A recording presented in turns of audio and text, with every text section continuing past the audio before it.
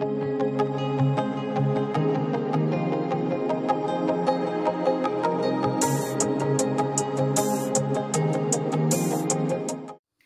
à vous, bienvenue sur Madi Conseil et Art. Aujourd'hui, nous allons parler de santé mentale. Donc, la santé mentale, c'est un sujet qui me tient à cœur et je vais vous parler tout simplement à cœur ouvert. Donc, il faut savoir que moi, j'ai travaillé pendant une douzaine d'années au sein d'un service de psychiatrie. Donc, j'ai travaillé en intra-hospitalier et en extra-hospitalier.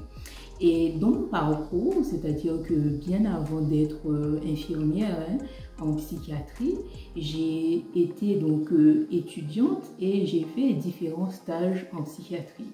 Et donc, mon premier stage de psychiatrie a été vraiment pour moi un stage, c'était impressionnant, j'ai appris énormément de choses. Tout d'abord, je ne savais même pas que la psychiatrie existait, c'est-à-dire que quand je voyais des personnes atteintes de troubles mentaux, comme la plupart des gens, moi je disais que bon, celui-là c'est un fou, celle-là c'est une folle. Et quand j'ai fait mon stage, je me suis rendu compte que les personnes que je traitais de fous et de folles, il y avait un service qui s'occupait de ces personnes-là. Pour moi, je voyais que c'était des personnes désœuvrées qui étaient dans la rue et je ne savais pas que l'hôpital prenait soin de cette catégorie de personnes. Donc, j'étais vraiment dans l'étonnement total. Donc, mon premier stage, c'était dans un CMP, donc un centre médico-psychologique.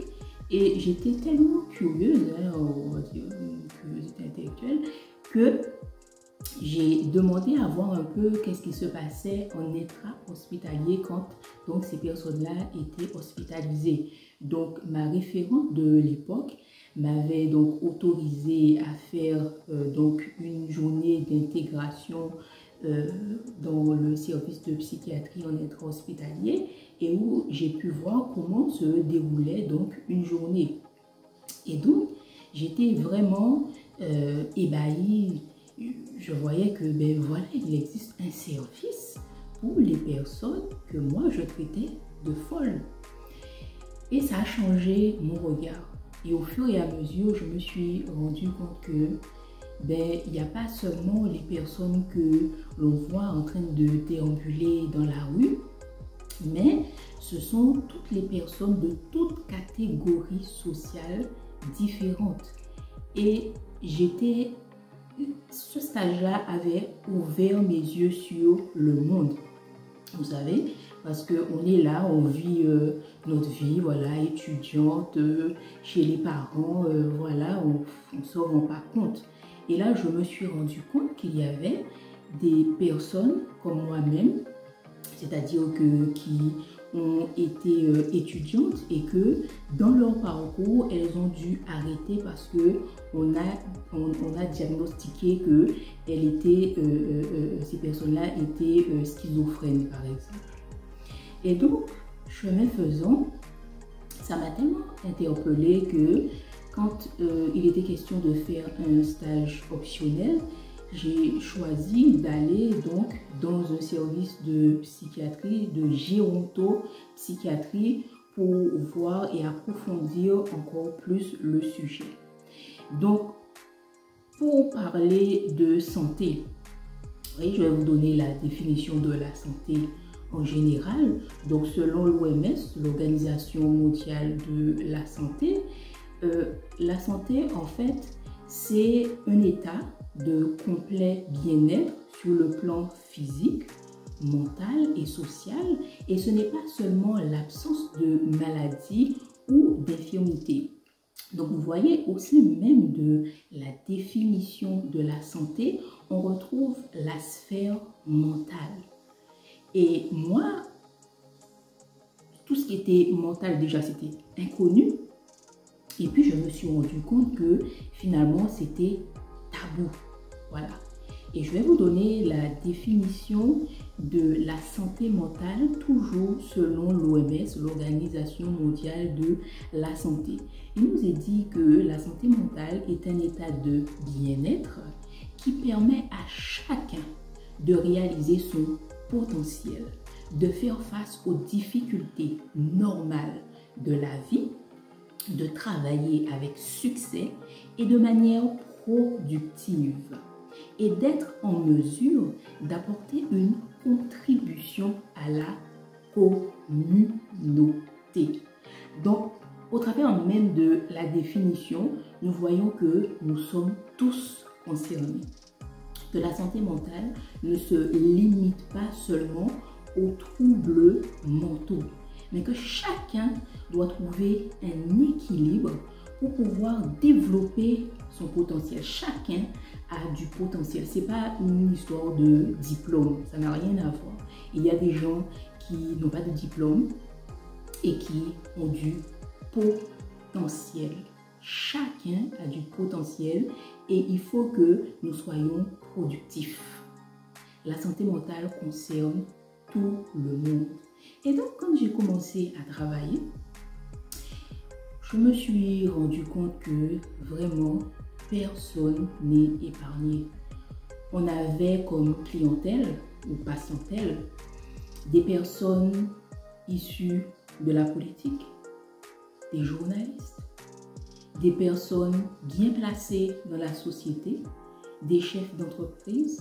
Nous avions aussi du personnel soignant, des étudiants. Ce n'est pas seulement les gens que l'on voit déambuler dans la rue qui ont des problèmes mentaux.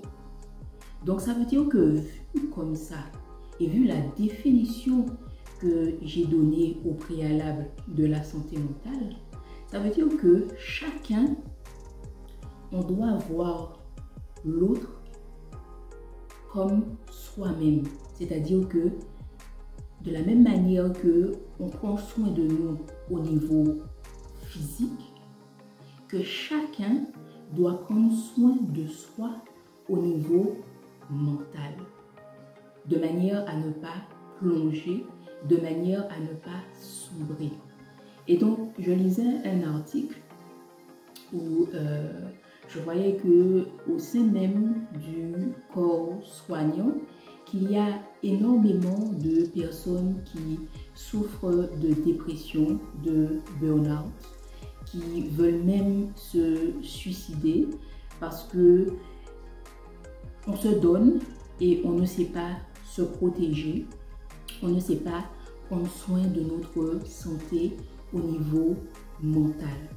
Et donc, ce n'est pas qu'une histoire de médicaments chimiques, la santé mentale. Si nous nous rappelons de la définition, mais c'est un bien-être. Chacun doit être acteur, actrice de son bien-être. Donc, quel que soit le domaine dans lequel nous sommes, dans la santé mentale, on voit qu'on doit être productif et on doit être utile à la communauté. Ça peut être au sein d'une association, ça peut être au sein du travail, ça peut être tout simplement au sein de notre famille. Nous devons être utiles. Mais pour être utile, il faut déjà qu'on prenne soin de soi. Et vous voyez, le partage que j'ai à faire aussi avec vous, c'est un équilibre de vie. Vous voyez, quand nous entendons les campagnes de prévention qui nous disent de faire du sport, ça contribue aussi à la santé mentale. Ce n'est pas juste une histoire, voilà, pour qu'on ne soit pas obèse ou qu'on n'ait pas des maladies cardiovasculaires, mais ça contribue aussi à notre bien-être. Au travers même de notre alimentation, notre manière de nous nourrir, la qualité même de notre alimentation, nous verrons que il y a certains aliments qui sont riches en dopamine. La manière dont nous allons nous nourrir aura un impact sur notre santé mentale. j'aurai l'occasion de vous faire une vidéo sur tous les dégâts que cause la consommation de sucre. Parce qu'effectivement, oui, il nous faut du sucre puisque c'est un carburant, mais trop de sucre peut causer des maladies au niveau physique, comme par exemple les cancers, mais agit aussi au niveau mental. Trop de sucre mal mangé peut nous rendre dépressifs. Prendre soin de nous, prendre le temps de se reposer, prendre le temps d'avoir des loisirs, ce que l'on aime, se reposer pour ne pas se retrouver surmené. Pourquoi il y a-t-il autant de patients SDF? En fait, je n'ai peut-être pas la réponse à tous les cas, mais moi, ce que j'ai pu constater dans mon parcours, c'est que il y a certains patients, ce n'est pas que personne ne s'occupe d'eux, bien au contraire, quelquefois ce sont des personnes qui sont sous tutelle ou curatelle, des personnes qui ont un logement, des personnes donc qui perçoivent une allocation, donc AAH, l'allocation d'adultes handicapés, des personnes qui ne sont pas sans ressources. Il y a quelquefois même tout un système, un réseau de portage de repas qui est mis en place. Mais en fait, il faut savoir que au niveau des troubles mentaux, ce sont des personnes qui ne réfléchissent pas comme nous, qui ne vivent pas comme nous et qui ont leur monde à eux. Donc, je m'explique. Je vais prendre un cas concret.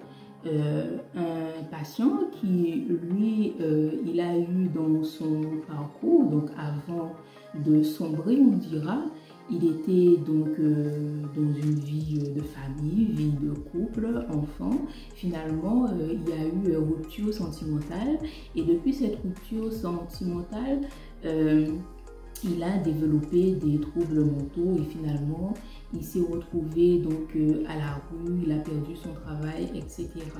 Et un jour, lors d'une réunion de synthèse, donc une réunion de synthèse, c'est une réunion pluridisciplinaire qui se tient au sein d'un service de psychiatrie et où donc il y a, on peut avoir le psychologue, la secrétaire, le psychiatre, l'aide-soignant, l'infirmier.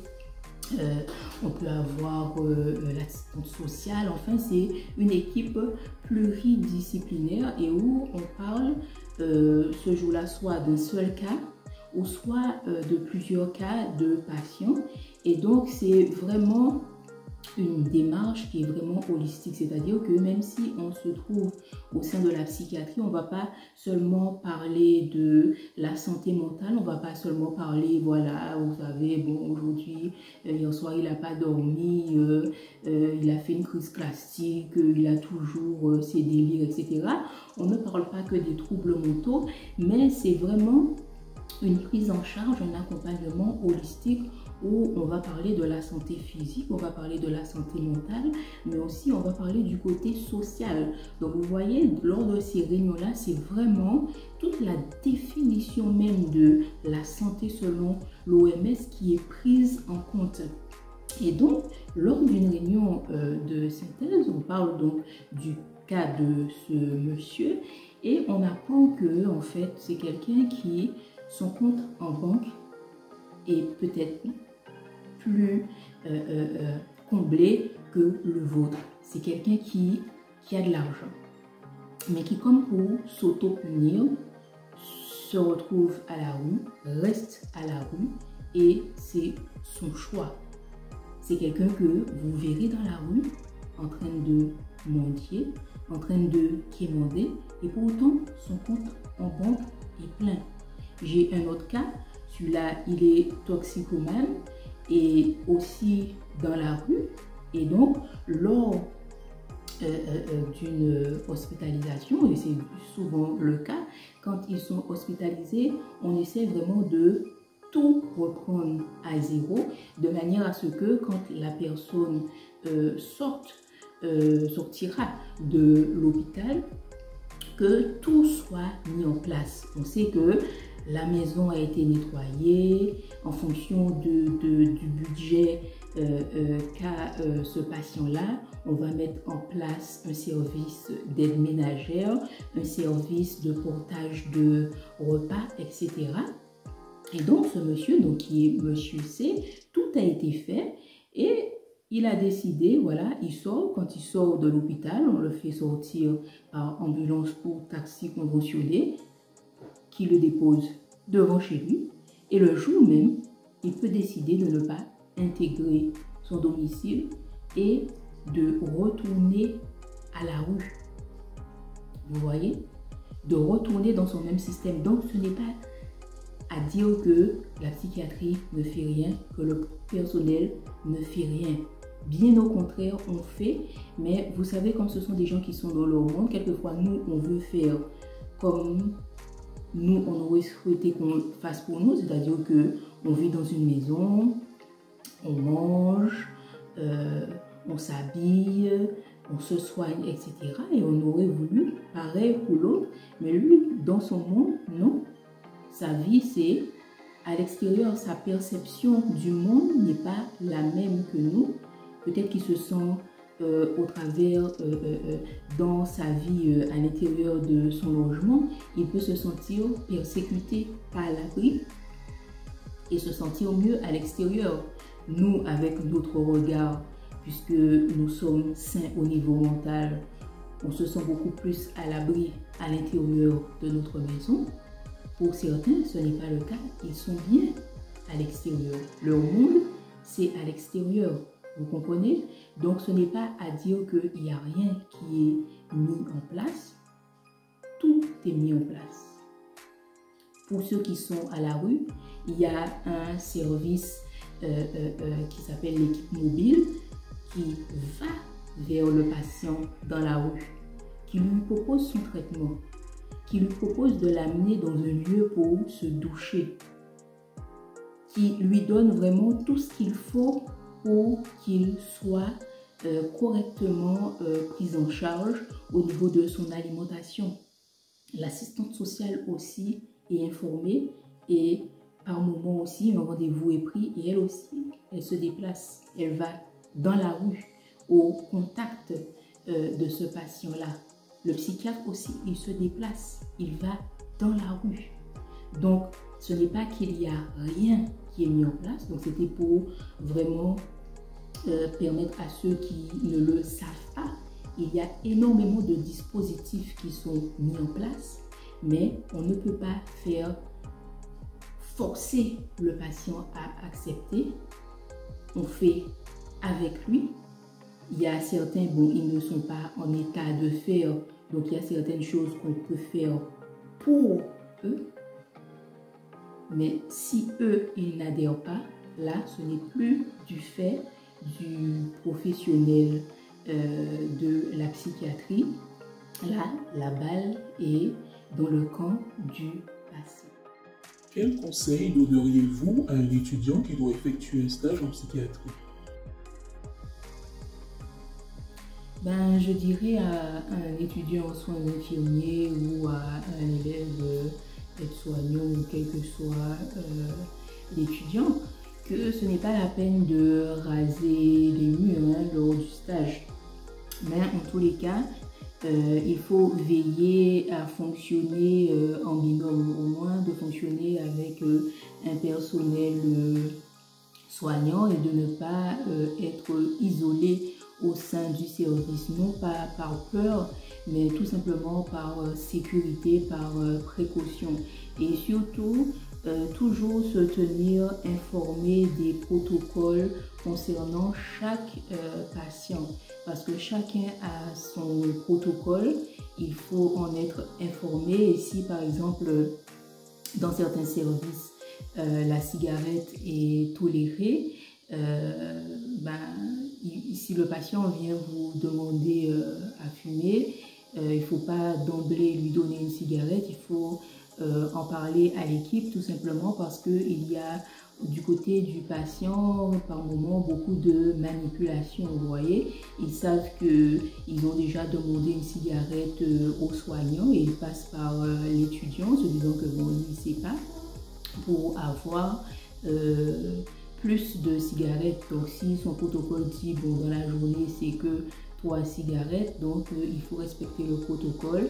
Donc voir avec les collègues, toujours fonctionner en équipe, voir avec les collègues pour savoir qu'est-ce qu'il en est, est-ce que je peux, voilà, ou même si vous avez regardé le protocole, mais dire voilà, je vais donner à monsieur ou madame Intel sa cigarette, peut-être que le collègue lui a déjà donné et n'avait pas encore eu le temps de cocher cette action au sein du dossier du patient.